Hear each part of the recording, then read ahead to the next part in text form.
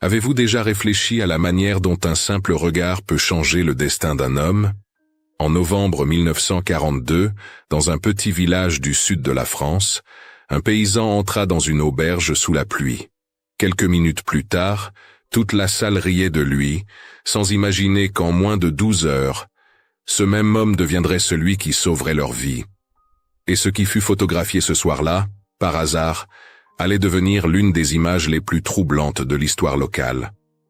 Restez avec moi, car aujourd'hui je vais vous raconter cette histoire dramatisée, inspirée de faits et d'émotions bien réelles. Avant de commencer, abonnez-vous à la chaîne, laissez un j'aime si vous aimez les histoires humaines qui font réfléchir, et dites-moi de quelle ville vous regardez cette vidéo. Chaque commentaire aide à garder vivante la mémoire de ceux qu'on aurait pu oublier. Cette photographie fut prise le 17 novembre 1942, à exactement 19h23, dans une auberge de Saint-Martin-de-Provence. Elle capture le moment précis où une salle entière riait d'un homme sans savoir qu'en moins de 12 heures, ce même homme les sauverait tous. L'homme sur la photo s'appelait Jean Villeneuve.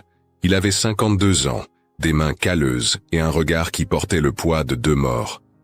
Et si vous restez jusqu'à la fin, vous découvrirez pourquoi cette image devint le symbole d'une vérité que personne n'osa plus ignorer. Novembre 1942. La Provence vivait sous l'ombre grise de l'occupation allemande, depuis que l'opération Anton avait étendu la présence militaire jusqu'à la zone libre. Les villages du Sud, autrefois baignés de soleil et de rire, s'étaient transformés en labyrinthe de silence et de méfiance. À Saint-Martin-de-Provence, un hameau de 847 habitants selon le recensement municipal de cette année-là, l'ancienne auberge l'Auberge du Soleil servait encore du vin et des soupes maigres aux voyageurs. Mais ce n'était plus un lieu de joie. C'était un endroit où l'on venait oublier, boire et survivre à un jour de plus. Ce soir-là, la pluie tambourinait contre les fenêtres. Le thermomètre indiquait 8 degrés, une température glaciale pour la région. La salle était enfumée, éclairée par des lampes à huile vacillante. Autour des tables en bois usées, plusieurs silhouettes se réchauffaient près du feu. Un groupe de jeunes officiers allemands occupait la grande table près de la cheminée. Ils riaient fort, leurs uniformes impeccables contrastant avec la misère ambiante. 2 commerçants locaux, M. Beaumont et M. Cartier, discutaient à voix basse dans un coin.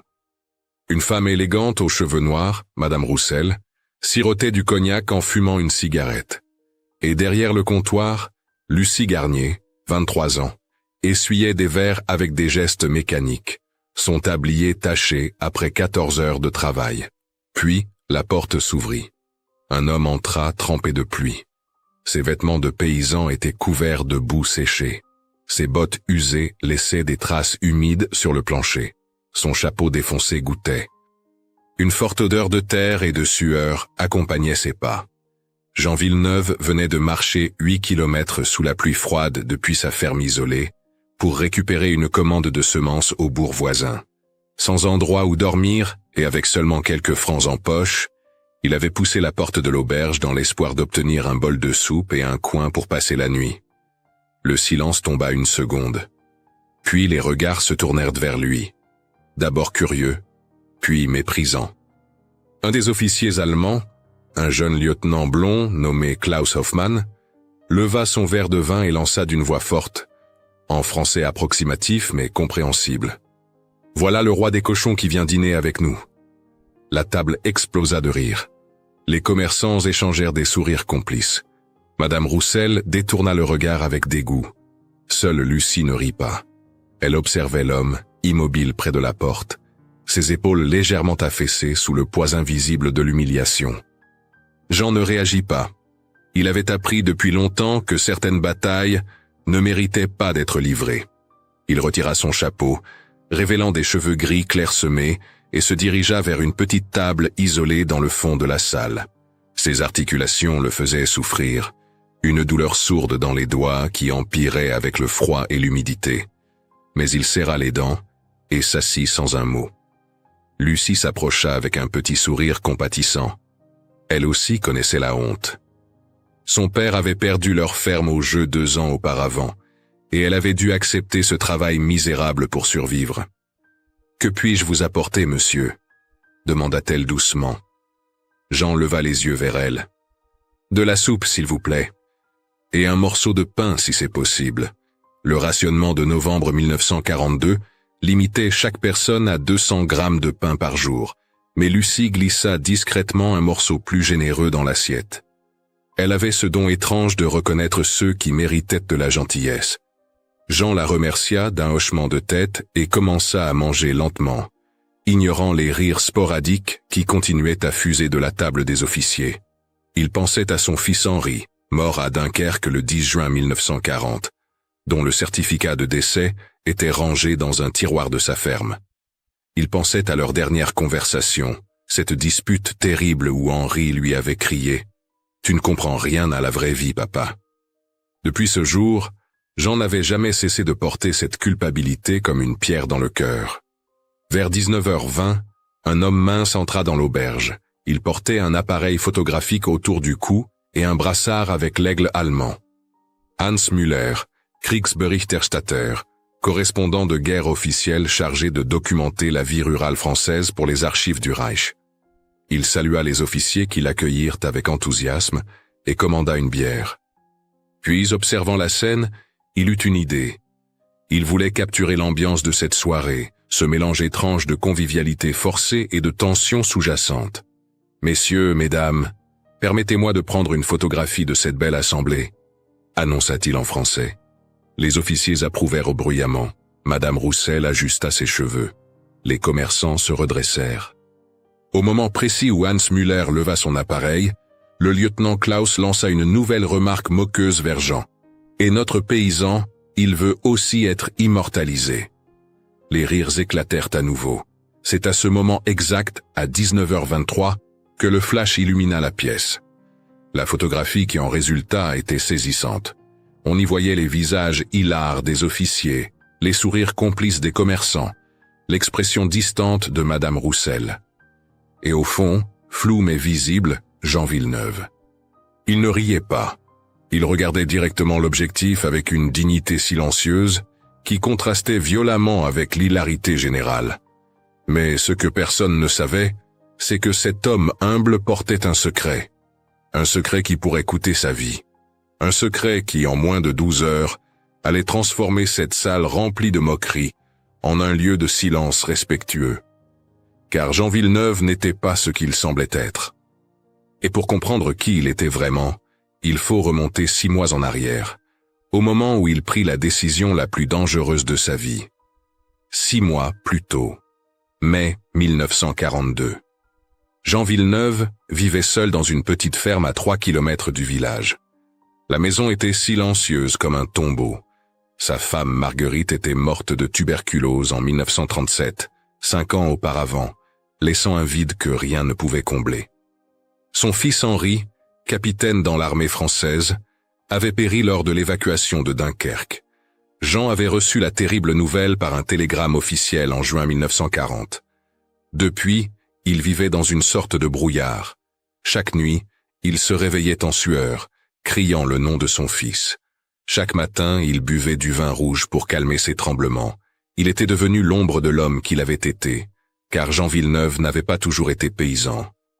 Les registres de l'université de Marseille confirmaient qu'il avait été professeur de langue romane de 1920 à 1938, spécialisé en linguistique comparée. Il parlait couramment français, allemand, italien et espagnol. Il avait même servi comme traducteur pour l'armée française pendant la Première Guerre mondiale. Mais après la mort de Marguerite, quelque chose s'était brisé en lui.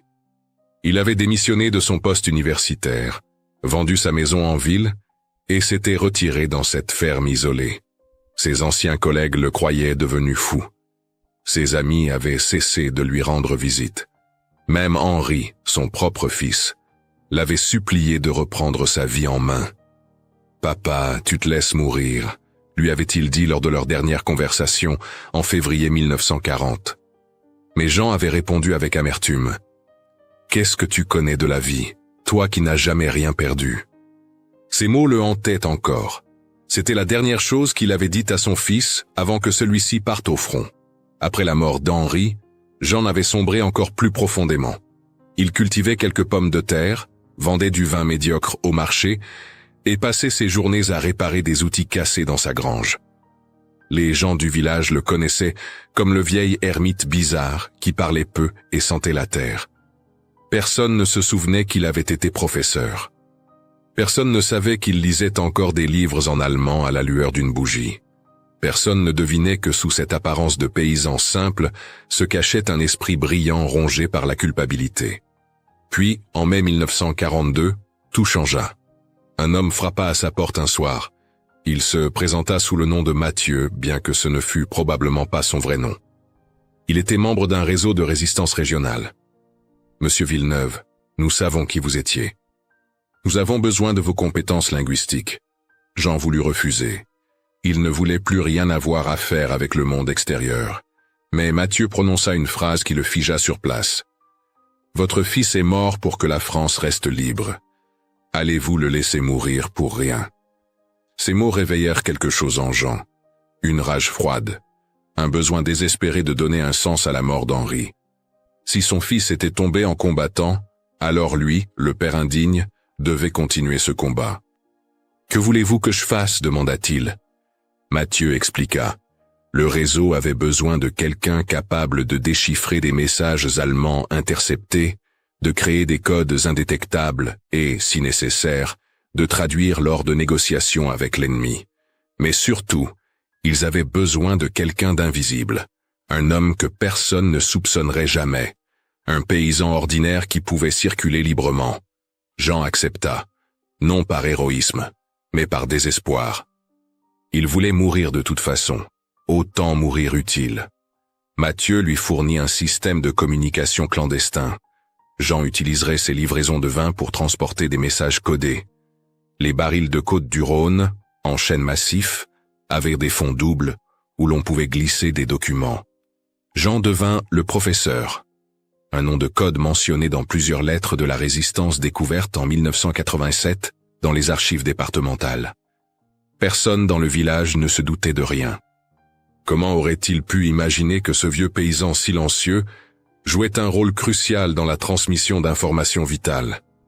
Mais le travail était épuisant et dangereux. Jean devait déchiffrer des messages en pleine nuit, ses mains arthritiques tremblant de douleur, alors qu'il écrivait des codes complexes à la lueur d'une bougie. La Gestapo avait des espions partout. Des rapports déclassifiés en 1990 révélaient que Jean figurait sur une liste de suspects sous surveillance, bien que les Allemands n'aient jamais eu de preuves concrètes. Chaque fois qu'il croisait un uniforme allemand, Jean sentait son cœur s'emballer. Chaque nuit, il s'attendait à entendre des coups violents à sa porte. L'insomnie empirait. Les cauchemars se multipliaient. Il voyait Henri lui dire « Tu as échoué, papa, et maintenant tu échoues encore ».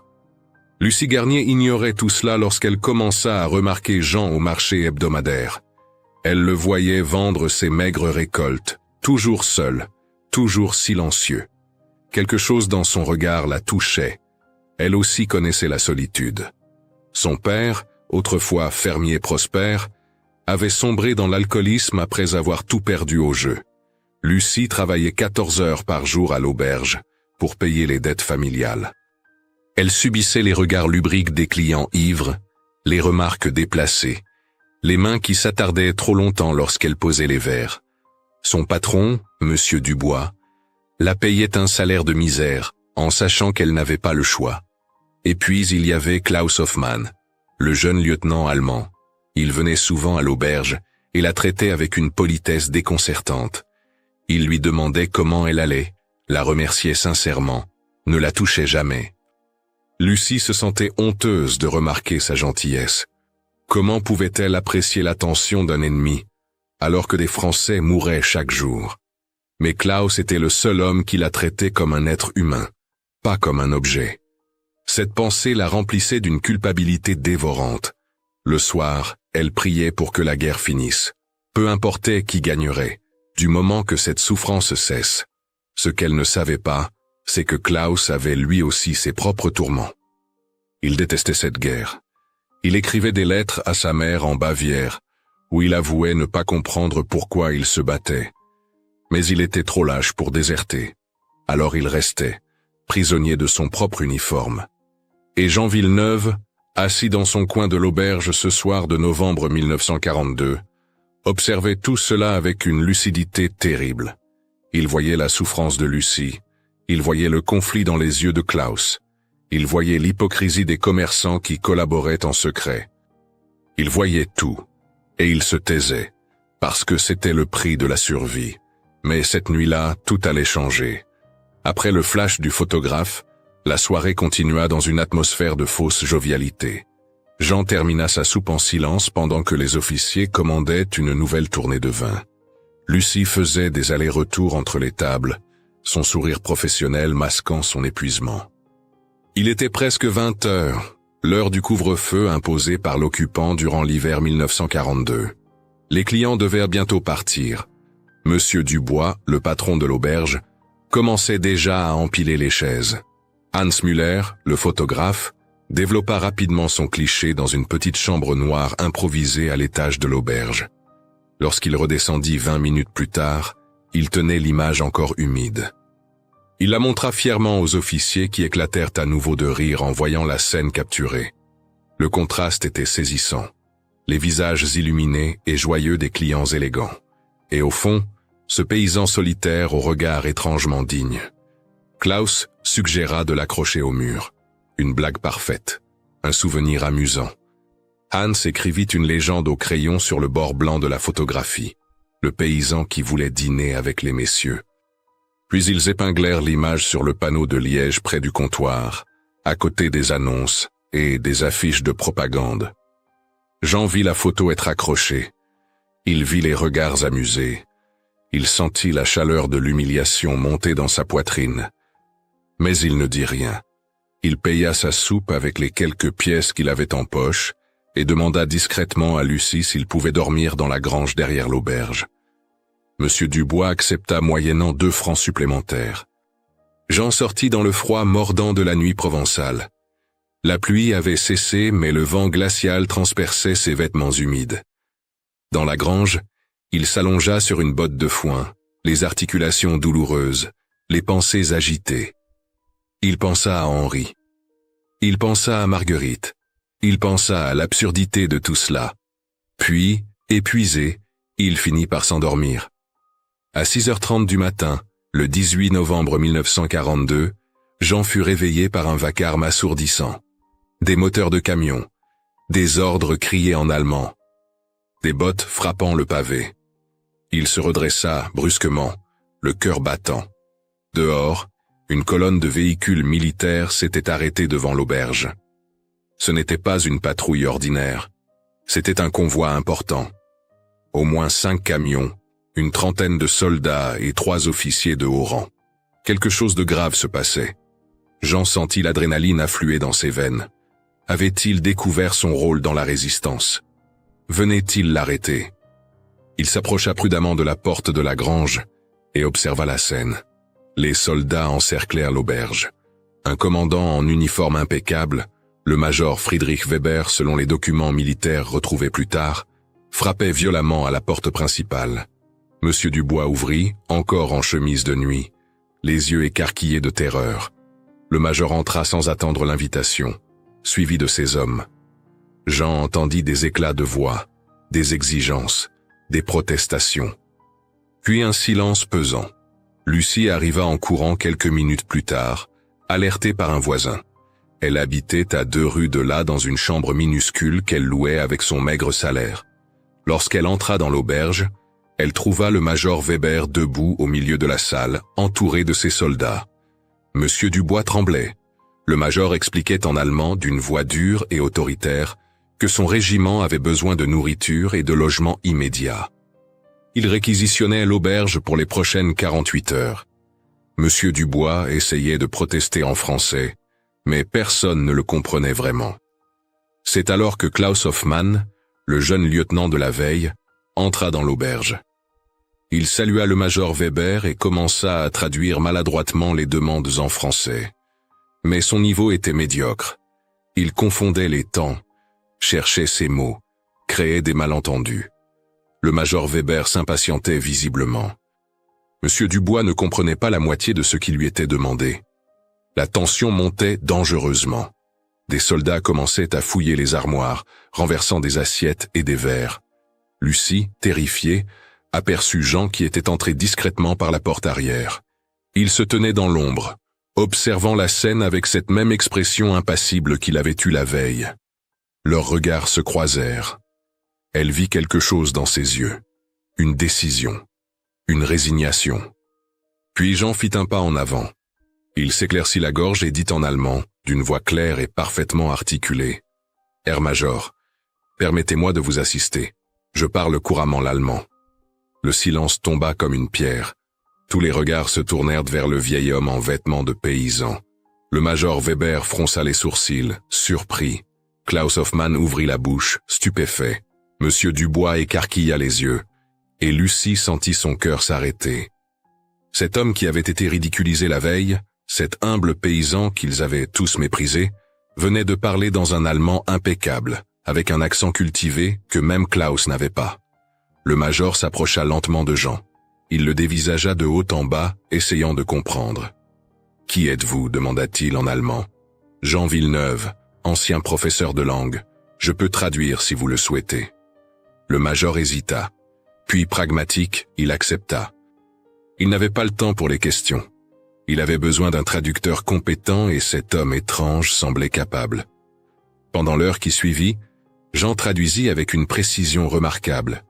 Il expliqua à M. Dubois que les Allemands réquisitionnaient toutes les provisions disponibles. Il négocia pour que les soldats n'occupent que le rez-de-chaussée, laissant les chambres à l'étage pour les civils. Il calma les tensions lorsque des soldats voulurent confisquer les réserves personnelles du patron. Sa voix était calme, mesurée, professionnelle. Le major Weber lui-même sembla impressionné par la clarté et la diplomatie de ses traductions. Lucie observait la scène, abasourdie. Comment était-ce possible? Cet homme qu'elle avait vu humilié, cet homme qui vendait des pommes de terre au marché, était en train de négocier avec un commandant allemand comme s'il avait fait cela toute sa vie. Et peut-être l'avait-il fait. Les pièces du puzzle commençaient à s'assembler dans son esprit. Les mains calleuses, mais le vocabulaire riche. L'apparence simple, mais le regard intelligent. Le silence constant, mais la compréhension aiguë de tout ce qui se passait autour de lui. Klaus Hoffmann, lui, ressentait un mélange de honte et de fascination. Il avait ri de cet homme la veille. Il l'avait appelé le roi des cochons. Et maintenant, ce même homme parlait sa langue maternelle mieux que lui-même. Il y avait quelque chose d'humiliant dans cette révélation, quelque chose qui forçait Klaus à se regarder dans le miroir et à voir sa propre médiocrité. Lorsque la négociation se termina, le major Weber tendit la main à Jean. « Je vous remercie pour votre aide. Vous parlez remarquablement bien. » Jean serra la main sans sourire. « J'ai appris par nécessité. » Le major acquiesça et ordonna à ses hommes de s'installer. Puis il se tourna vers Jean une dernière fois. « Nous aurons peut-être encore besoin de vos services dans les jours à venir. Une réunion importante est prévue avec le maire et les notables locaux. Votre présence serait précieuse. » Jean ne pouvait pas refuser. Refuser aurait éveillé les soupçons. Alors il accepta d'un hochement de tête. Pendant ce temps, sur le mur près du comptoir, la photographie de la veille le regardait.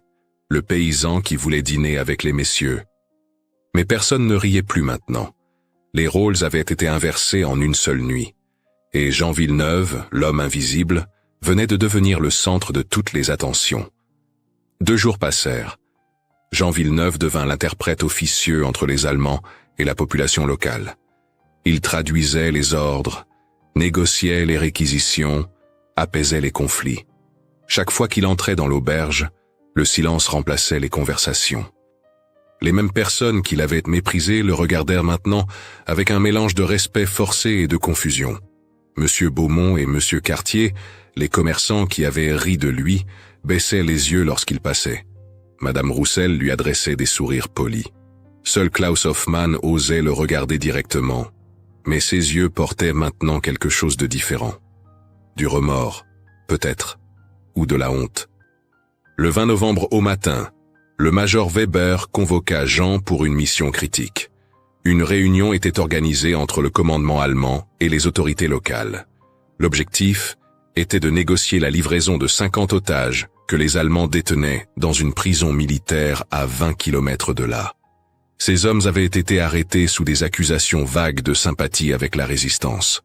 Si les négociations échouaient, ils seraient exécutés dans les 48 heures. La pression était immense. Le maire de Saint-Martin-de-Provence, un homme âgé nommé Alphonse Mercier, tremblait de peur. Il ne parlait pas un mot d'allemand et dépendait entièrement de Jean pour communiquer. La réunion eut lieu dans la salle principale de l'auberge, transformée en quartier général temporaire. Des cartes militaires couvraient les tables. Des soldats montèrent la garde aux portes. Le major Weber présidait, entouré de 3 autres officiers supérieurs. Face à eux, le maire Mercier, accompagné du curé du village, Père Antoine, et de 2 conseillers municipaux. Et au centre, debout entre les 2 camps, Jean Villeneuve. L'homme invisible devenu indispensable. Les négociations furent tendues dès le début. Le major Weber exigeait une liste de noms de résistants présumés en échange de la libération des otages. Le maire Mercier refusait catégoriquement. Livrer des noms signifiait condamner des innocents. Mais refuser signifiait la mort de 50 hommes. Jean traduisait chaque mot avec une précision chirurgicale, sa voix neutre ne trahissant aucune émotion.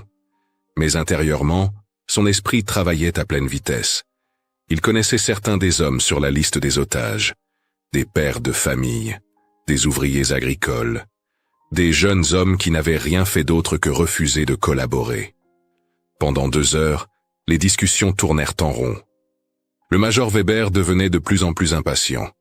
Le maire Mercier transpirait abondamment. Puis, à un moment crucial, Jean fit quelque chose d'extraordinaire.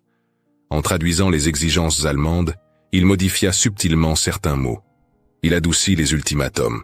Il suggéra des compromis qui n'existaient pas dans les propos originaux. Il utilisa toute sa maîtrise linguistique pour créer des ponts là où il n'y avait que des gouffres. Et lentement, presque imperceptiblement, les 2 parties commencèrent à trouver un terrain d'entente. Finalement, un accord fut conclu. Les Allemands accepteraient de libérer les otages en échange d'une contribution en nourriture et en fournitures agricoles de la part du village.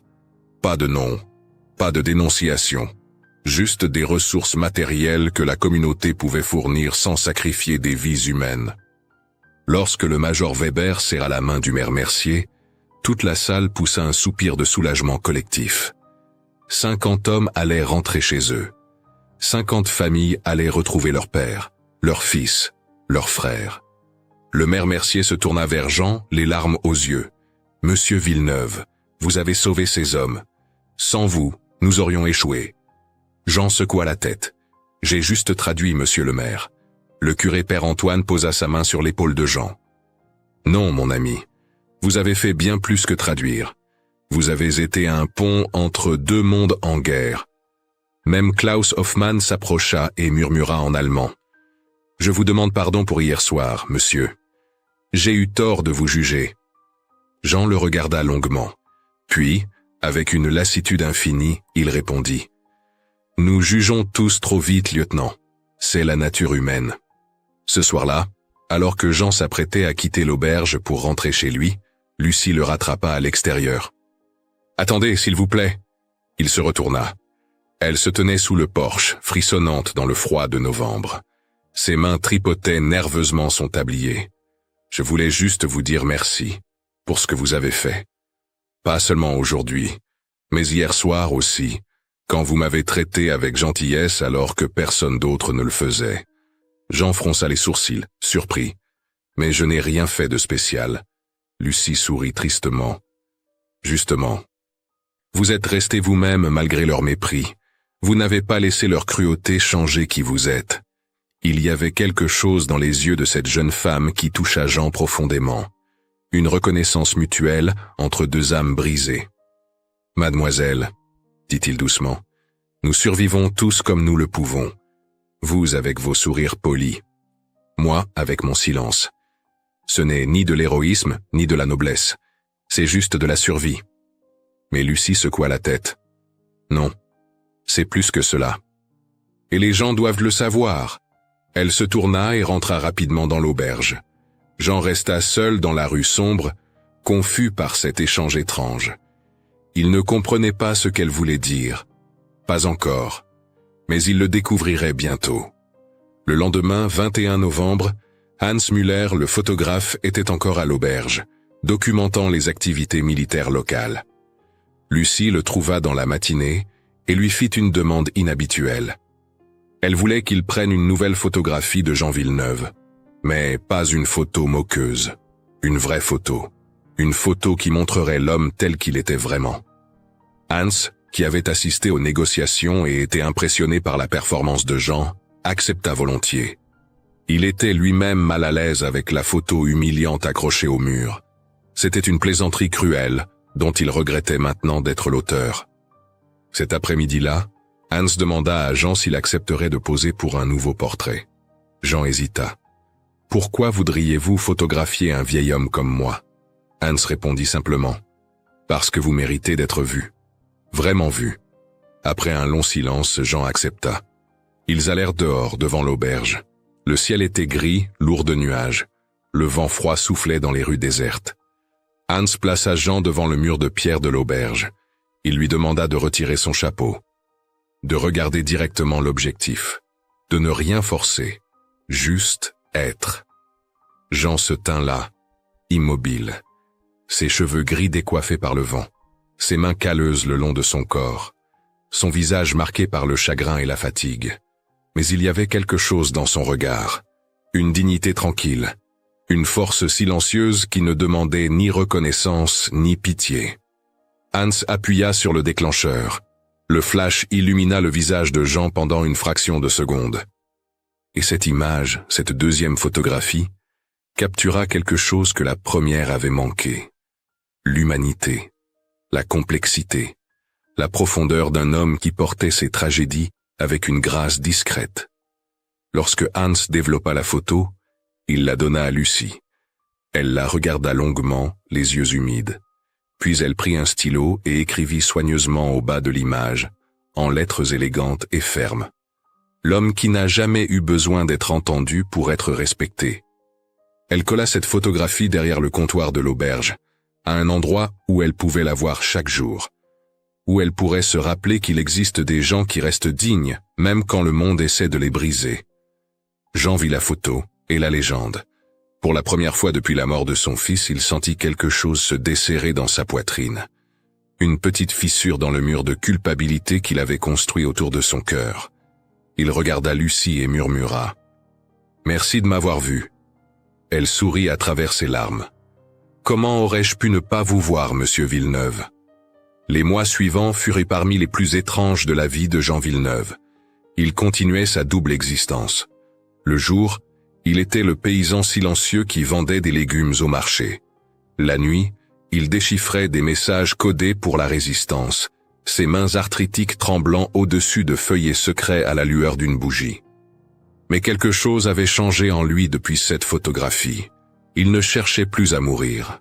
Il cherchait à vivre assez longtemps pour que son fils soit fier, pour que la mort d'Henri ait un sens. Décembre 1942 passa dans un froid mordant. Janvier et février 1943 apportèrent des nouvelles de plus en plus sombres. La guerre s'intensifiait, les arrestations se multipliaient. Le réseau de résistance auquel Jean appartenait perdait des membres chaque semaine. Mathieu, l'homme qu'il avait recruté, fut capturé par la Gestapo en février et exécuté après 3 jours de torture. Il ne révéla aucun nom. Jean apprit sa mort par un message codé glissé dans un baril de vin. Cette nuit-là, il pleura pour la première fois depuis longtemps, pas seulement pour Mathieu, mais pour Henri, pour Marguerite, pour tous ceux qu'il avait perdus et ceux qu'il perdrait encore. Le 23 mars 1943, Jean reçut un message urgent. Un convoi allemand transportant des documents militaires cruciaux traverserait la route de Carpentras le lendemain à l'aube. La résistance devait intercepter ces documents à tout prix. Jean fut chargé de les récupérer et de les traduire immédiatement. L'opération était dangereuse. Les Allemands avaient renforcé leur surveillance, mais Jean accepta sans hésitation. C'était exactement le genre de mission pour laquelle il avait rejoint la résistance. Une chance de faire une différence réelle. L'embuscade eut lieu à 5h30 du matin sur une route isolée entourée de collines rocheuses. Jean était caché derrière un muret de pierre avec 3 autres résistants. Le plan était simple. Arrêter le camion, neutraliser les gardes, prendre les documents et disparaître avant que les renforts n'arrivent. Mais tout alla mal dès le début. Le convoi était plus important que prévu. 2 camions au lieu d'1, 8 soldats au lieu de 4. Et parmi eux, un officier de la Gestapo particulièrement vigilant. Les coups de feu éclatèrent. Le chaos s'ensuivit. Jean vit l'un de ses compagnons tomber, touché à la poitrine. Un autre s'enfuit en courant. Le 3e luttait corps à corps avec un soldat allemand.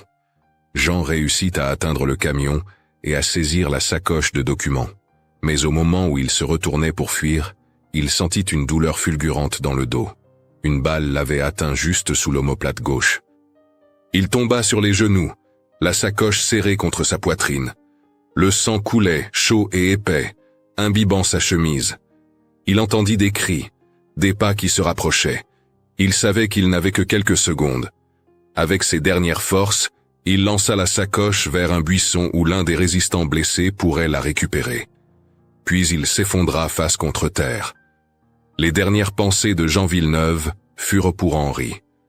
« J'espère que tu es fier de moi, mon fils. J'ai fait de mon mieux. » Le registre de décès officiel, conservé aux archives municipales de Saint-Martin-de-Provence, confirme que Jean Villeneuve, 52 ans, est mort le 23 mars 1943 sur la route de Carpentras, victime d'une embuscade. Les documents qu'il avait récupérés furent effectivement sauvés. Ils contenaient des plans détaillés d'une opération allemande prévue contre plusieurs villages de la région.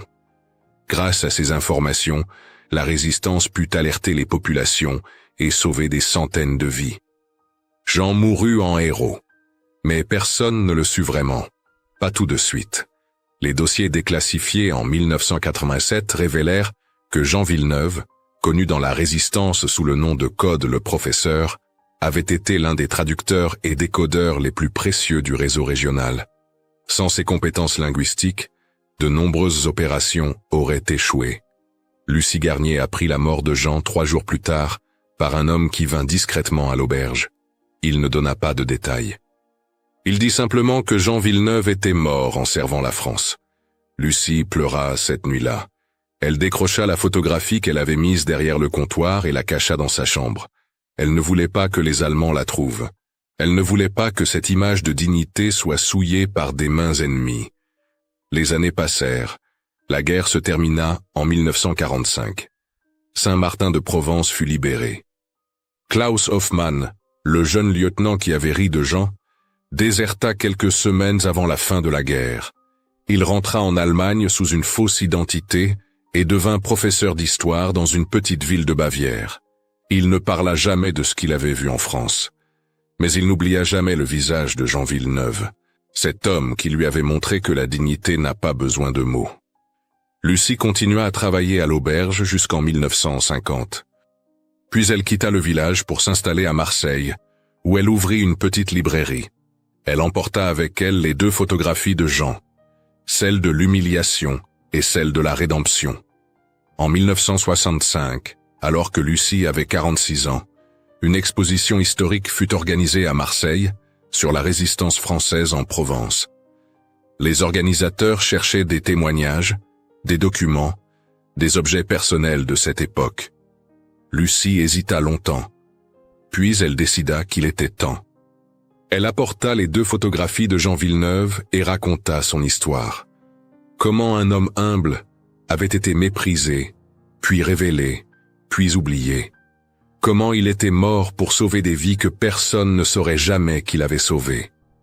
Son témoignage, enregistré en 1965 et conservé aux archives départementales, disait simplement « Il n'a jamais demandé de reconnaissance. Il faisait ce qui devait être fait, sans attendre de remerciements. C'est cela, la vraie grandeur. » L'exposition attira beaucoup de visiteurs. Et un jour, un homme âgé aux cheveux blancs s'arrêta longuement devant les photographies de Jean. Lucie le reconnut immédiatement malgré les années. Klaus Hoffmann. Il avait vieilli, son dos était courbé, Mais ses yeux étaient les mêmes. Il regardait la photo de Jean avec une intensité douloureuse. Lucie s'approcha. « Vous vous souvenez de lui, n'est-ce pas ?» Klaus se retourna, surpris. Puis il la reconnut. « Vous êtes la serveuse de l'auberge. » Lucie acquiesça. Klaus regarda à nouveau la photographie. « Je me souviens, oui. J'ai passé 20 ans à essayer d'oublier. Mais son visage me hante encore. Je savais qu'il était spécial. Je le voyais dans ses yeux. Mais j'ai eu trop peur de le dire, trop peur de désobéir, trop peur d'être différent. » Lucie posa doucement sa main sur le bras de Klaus. « Vous étiez jeune. Nous l'étions tous. » Klaus secoua la tête. « Ce n'est pas une excuse. J'aurais dû être meilleur. » Il regarda la légende sous la seconde photo. L'homme qui n'a jamais eu besoin d'être entendu pour être respecté. C'est vous qui avez écrit cela. Lucie hocha la tête. Parce que c'était la vérité. Il n'avait besoin de personne pour savoir qui il était. Autour d'eux, d'autres visiteurs s'étaient arrêtés. Ils écoutaient en silence cette conversation entre une ancienne serveuse française et un ancien soldat allemand devant les photos d'un homme oublié. Quelqu'un demanda « Qu'est-il devenu ?» Lucie répondit avec une voix qui tremblait légèrement. « Il est mort en mars 1943, en accomplissant une mission pour la résistance. Il a sauvé des centaines de vies ce jour-là. Mais il n'y a pas de plaque commémorative, pas de rue à son nom. Juste ces 2 photographies et les souvenirs de ceux qui l'ont connu. Le silence qui suivit était différent de tous les silences précédents. Ce n'était pas le silence du mépris comme en novembre 1942. Ce n'était pas le silence de la peur. C'était le silence du respect, de l'admiration, de la reconnaissance d'une vérité profonde, que la valeur d'un être humain ne se mesure pas à ce que les autres voient, mais à ce qu'il fait quand personne ne regarde. Après l'exposition, Lucie reprit les photographies. Elle ne les donna jamais à un musée. Elle les garda dans sa librairie, accrochées discrètement derrière son bureau. Parfois, des clients remarquaient les images et demandaient qui était cet homme. Lucie leur racontait l'histoire. Toujours la même, toujours avec la même émotion. Et ceux qui l'écoutaient repartaient changés, parce qu'ils avaient compris quelque chose d'essentiel. Que dans un monde qui juge trop vite, qui méprise les apparences, qui oublie ceux qui ne font pas de bruit, il existe des gens comme Jean Villeneuve, des gens qui choisissent la dignité plutôt que la vengeance, le service plutôt que la reconnaissance, le silence plutôt que la gloire. Lucie Garnier mourut en 1989 à l'âge de 70 ans. Dans son testament, elle légua les 2 photographies de Jean Villeneuve à sa nièce, Sophie Garnier, avec une lettre. Ces images sont mon héritage le plus précieux. Garde-les. Raconte son histoire. Rappelle aux gens que la grandeur ne fait pas toujours de bruit. Aujourd'hui, ces photographies restent dans la famille Garnier, transmises de génération en génération. Elles ne sont pas exposées dans un musée public. Elles sont accrochées dans le salon modeste d'une maison à Marseille. Et chaque fois qu'un membre de la famille regarde le visage de Jean Villeneuve, il se souvient que le vrai courage n'a pas besoin d'audience, que la vraie dignité ne demande pas de validation, que les héros les plus extraordinaires sont souvent ceux que le monde ne remarque jamais, jusqu'à ce qu'il soit trop tard pour les remercier. Cette histoire fictionnelle, inspirée de notre réalité, nous rappelle que la vraie grandeur ne se montre pas. Elle se prouve en silence. Jean Villeneuve n'a pas cherché la gloire. Il a choisi la dignité. Dans un monde où l'on juge si vite, il nous enseigne que le courage peut exister sans bruit et que la compassion peut changer un destin. Ce n'est pas le regard des autres qui fait la valeur d'un être humain, mais ses choix lorsqu'il croit que personne ne le voit. Et vous, que feriez-vous à la place de Jean? Avez-vous déjà été jugé sur les apparences? Croyez-vous qu'un seul acte silencieux puisse encore transformer une vie, même au cœur du désespoir? Si cette histoire vous a touché, écrivez le mot dignité dans les commentaires pour montrer que vous êtes resté jusqu'à la fin. Dites-nous aussi de quelle ville vous regardez cette vidéo, et si vous le souhaitez, partagez une histoire ancienne de votre famille, un souvenir ou un témoignage du passé. Peut-être inspirera-t-il un prochain récit sur cette chaîne. Merci de votre fidélité. Abonnez-vous, laissez un j'aime, activez la cloche et partagez cette histoire pour que la mémoire des âmes discrètes continue de vivre.